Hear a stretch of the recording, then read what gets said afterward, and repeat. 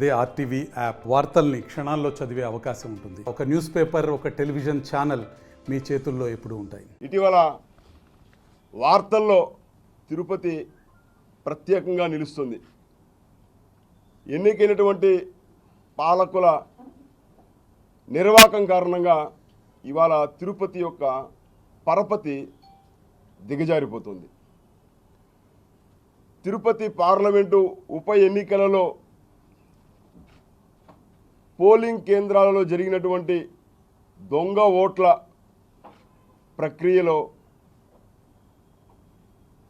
సుమారు 35,000 దొంగ ఓటరు గుర్తింపు కార్డులు, ఎపిక్ కార్డులను ఎన్నికల సంఘం యొక్క వెబ్సైట్లోకి ఇక్కడ ఉన్నటువంటి ఎన్నికల అధికారిగా వ్యవహరించినటువంటి వారి లాగిన్ ఐడి పాస్వర్డ్లతో జొరబడి ఎపిక్ కార్డులను డౌన్లోడ్ చేసి వాటి స్థానంలో దొంగ ఓటర్ల యొక్క ఫోటోని ఉంచి ఒక తీర్థయాత్రల ఒక జాతరను తలపించే విధంగా ఉప ఎన్నికలు తిరుపతిలో జరిగినాయి.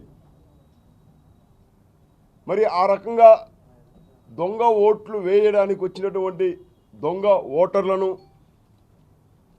వాళ్ళు తీసుకొచ్చినటువంటి నకిలీ ఎపిక్ కార్డులను మేము పోలింగ్ కేంద్రాల వద్ద ఆ రోజే అడ్డగించి అక్కడ ఉన్నటువంటి డ్యూటీలో ఉన్నటువంటి పోలీసు అధికారులకు ఓటరు స్లిప్పులు, ఎపిక్ కార్డులు, వాళ్ళ యొక్క నకిలీ ఐడెంటిటీ ప్రూఫ్స్ తోటి పట్టిస్తే వాళ్ళపైన చర్యలు తీసుకోకపోగా పట్టించిన మాపైన దౌర్జన్యాలు చేసి తప్పుడు కేసులు పెట్టేటువంటి ప్రయత్నం చేసినటువంటి అధికారుల యొక్క తీరుని మీకు ఒక్కసారి చూపిస్తాను.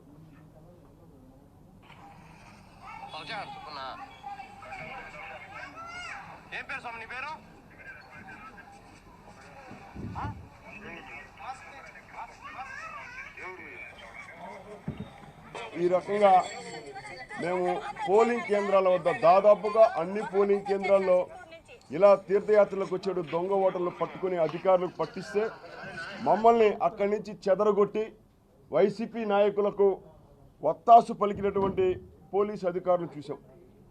వీటన్నిటిపైన ఎన్నికల సరళిపైన జరిగినటువంటి అన్నిటినీ ఒక ఫిర్యాదు రూపంలో అప్పుడున్నటువంటి ఎస్పీ గారికి మేమందరం కూడా లిఖితపూర్వకమైనటువంటి ఫిర్యాదు ఇచ్చాం. మా నాయకులందరం ఇక్కడున్న మేమందరం వెళ్ళి లిఖితపూర్వక ఒక కంప్లైంట్ ఇచ్చాం. దానిపైన ఎలాంటి చర్యలు తీసుకోలేదు. తీరా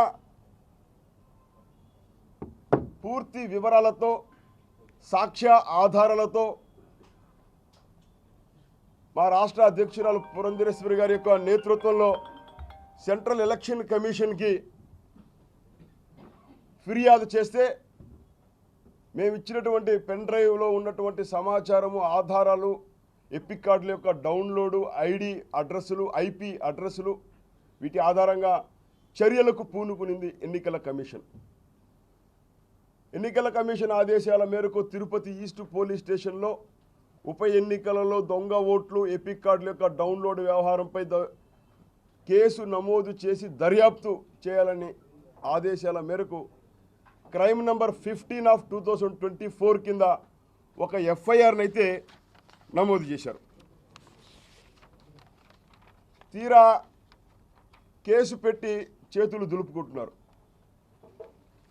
ఈ ఎఫ్ఐఆర్లో IPC section 417, 420, 409, 109 read with 34 IPC 66 and 66E information technology act కింద ఎఫ్ఐఆర్ని నమోదు చేశారు. మరి ఈ ఎఫ్ఐఆర్ నమోదు అయిన తర్వాత దర్యాప్తు ఏ దశలో ఉంది? ప్రైమాఫసీ ఎవిడెన్స్ ఉంది కాబట్టే కదా ఇవాళ ఎన్నికలలో అక్రమంగా ఎపిక్ కార్డులు డౌన్లోడ్ చేసినటువంటి, లాగిన్ ఐడి పాస్వర్డ్లను మిస్యూజ్ చేసినటువంటి ఆధారాలతో ఒకవైపు అధికారులపైన శాఖాపరమైనటువంటి చర్యలు ఎలక్షన్ కమిషన్ తీసుకుంటుంటే మరి ఆ రకంగా ఎన్నికలలో ఇక్కడ నకిలీ ఈఆర్ఓగా, ఎలక్షన్ ప్రిసైడింగ్ ఆఫీసర్గా, రిటర్నింగ్ ఆఫీసర్గా పనిచేసిన నకిలీ ఒక దొంగ అధికారిని ఇవాళ ఎలక్షన్ కమిషన్ సస్పెండ్ చేసింది. ఎఫ్ఐఆర్ నమోదు చేసిన పోలీసులు ఆ అధికారి నకిలీ ఎలక్షన్ అధికారిగా వ్యవహరించిన అతన్ని విచారించరా? అతని స్టేట్మెంట్స్ రికార్డ్ చేయరా? అతన్ని ఎగ్జామిన్ చేయరా? ఈ నకిలీ అధికారిని ఎప్పుడు అరెస్ట్ చేస్తారు? నకిలీ అధికారి వెనుకాల ఉన్నటువంటి ప్రజాప్రతినిధులుగా అక్రమ పద్ధతిలో ఎన్నికైనటువంటి ఇక్కడున్నటువంటి వైసీపీ ప్రజాప్రతినిధులపైన, వైసీపీ నాయకులపైన ఐపీసీని ఎప్పుడు ప్రయోగిస్తారు? వైసీపీ నాయకులపైన ఐపీసీని ప్రయోగించరా? సాక్ష్యాధారాలను ధ్వంసం చేసి తప్పించుకుందామని తేలు కుట్టిన దొంగల్లా ఉన్నటువంటి ఇక్కడ ప్రజాప్రతినిధులు దొంగ ఓట్ల వ్యవహారంలో కీలకంగా వ్యవహరించినటువంటి తిరుపతి పరపతిని దిగజార్చిన పెద్దిరెడ్డి రామచంద్రారెడ్డి గారు, చెవిరెడ్డి భాస్కర్ రెడ్డి గారు, భూమన కరుణాకర్ రెడ్డి గారు, భూమన అభినయ్ రెడ్డి గారు, మీ అందరి ఇళ్లకు మీ తలుపును చట్టం తొందరలోనే మీ ఇంటికి వస్తుంది. ఐపీ అడ్రస్ను ధ్వంసం చేసి ఆధారాలు మాయమైపోయాయని అధికారులు బలి చేసి వేడుక చూస్తున్న మీకు ఒక విషయం చెప్పదలుచుకుంటున్నా. సాక్ష్యాధారాలు ధ్వంసం కావు, సజీవంగానే ఉన్నాయి. ఎలక్షన్ కమిషన్ వెబ్సైట్లోకి చొరబడ్డటువంటి ఏ ఐపీ అడ్రస్లు ఉన్నాయో అవన్నీ సజీవంగానే ఉన్నాయి. అవన్నీ కూడా మీ కార్యాలయాలు, మీ చేత పనిచేసేటువంటి జిరాక్స్ షాపులు, ఆ ఐపీ అడ్రస్లు, వాటిని ధ్వంసం చేస్తే తప్పించుకోలేరు. దర్యాప్తు చేయాల్సినటువంటి పోలీసు అధికారులు కేసు నమోదు చేసి చేతులు దులుపుకుంటే భారతీయ జనతా పార్టీ చూస్తూ ఊరుకోదు. మరొక్కసారి ఈ నకిలీ దొంగ ఓట్ల ఎపిక్ కార్డ్స్ డౌన్లోడ్ వ్యవహారంలో భారతీయ జనతా పార్టీ మరోసారి అన్ని విధానాలు అవలంబించి పోరాటం చేయబోతోంది. అసలు దోషులు, సూత్రధారులను ఇవాళ చట్టం ముందు ఉంచేదాకా బీజేపీ వదిలిపెట్టదని నేను హెచ్చరిస్తున్నాను. దయ్యాలకు కూడా ఓట్లు ఉంటాయని మాకు ఇప్పుడే తెలిసింది. చనిపోయిన వాళ్ళని కూడా ఓటర్ లిస్ట్ నుంచి డిలీట్ చేయకుండా, చనిపోయిన వాళ్ళని కూడా ఓటర్ల లిస్టులో కంటిన్యూ చేస్తూ, చనిపోయిన వాళ్ళ దగ్గర కూడా ఓట్లు వేసుకునేటువంటి పార్టీ ఏదైనా ఉందంటే అది వైసీపీ పార్టీ మాత్రమే.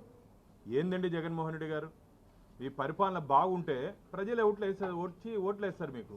ఈరోజు దొంగ మార్గంలో, అక్రమ మార్గంలో మీరు ఓట్లు వేసుకునే ప్రయత్నం చేస్తున్నారు. మంచిది కాదు ఇది. ఇంతకుముందు ఈ వివరాలు చెప్పినప్పుడు ప్రత్యక్షంగా ఆ రోజు మా ఎంపీ అభ్యర్థి దొంగ ఓట్లు పట్టించారు. దొంగ ఓటర్ని రత్నప్రభ గారు, పక్కన మా పొనగంటి భాస్కర్ కూడా ఉన్నాడు. ఆ ఫోటోలు ఇంతకుముందు చూపించే వాటిలో సామంచి శ్రీనివాస్ కూడా ఆ బూత్ దగ్గర ఉండి గొడవ చేస్తే సీనియర్ని తీసుకుపోయి అరెస్ట్ చేశారు. దొంగ ఓట్లు పట్టిస్తే దొంగ ఓట్లు వాళ్ళని అరెస్ట్ చేయాల్సింది పోయి పట్టించే వాళ్ళని అరెస్ట్ చేశారు. అధికార పార్టీ తొత్తులుగా ఇక్కడ అధికారులు పనిచేశారు. దానికి ప్రతిఫలం ఈరోజు అనుభవిస్తున్నారు. దాదాపు 4-5 మంది పోలీస్ అధికారులు, ఐఏఎస్ఐ అధికారి.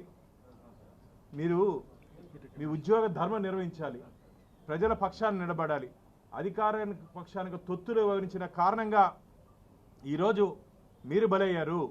ఈరోజు భారతీయ జనతా పార్టీ ప్రశ్నిస్తూ ఉంది, ఇక్కడ నుండి ప్రజాప్రతినిధుల పాత్ర ఏమైంది? బూతు తిరుగుతూ బూతు లోపలికి వెళ్ళి కూడా దొంగోట్లు వేయించినారే అధికార పార్టీ నాయకులు, వాళ్ళ మీద ఎందుకు కేసు పెట్టట్లేదు? ఇప్పటికే మా రాష్ట్ర అధ్యక్షురాలు పురంధేశ్వరి గారు దాదాపు 2 నెలల ముందు ఢిల్లీలో మేము నేషనల్ ఎలక్షన్ కమిషన్ కంప్లైంట్ ఇవ్వడం జరిగింది. ఆ రోజు నేను, సత్యకుమార్ గారు, సీఎం రమేష్ గారు, సుజనా చౌదరి గారు, విష్ణుకుమార్ రాజు గారు అందరూ కలిసి వెళ్ళాం ఆ రోజు. తిరిగి మళ్ళా పురంధేశ్వర్ గారు రెండో విడత ఇంకో రిమైండర్ లెటర్ కూడా ఎన్నికల కమిషన్కి రాయడం జరిగింది. మేము కూడా ఎన్నికల కమిషన్కి లెటర్ ఉత్తరం రాస్తున్నాం, దాన్ని మీడియా ముందు పెట్టబోతున్నాం. ప్రజాప్రతినిధుల పాత్ర గురించి ఎందుకు ప్రస్తావన రావట్లేదు? కేవలం అధికారులు మాత్రమే ఎందుకు బలి చేశారు? అధికారుల పాత్ర 10% ఉంటే ప్రజాప్రతినిధుల పాత్ర 90% ఉంది. ఇంట్లో 90%.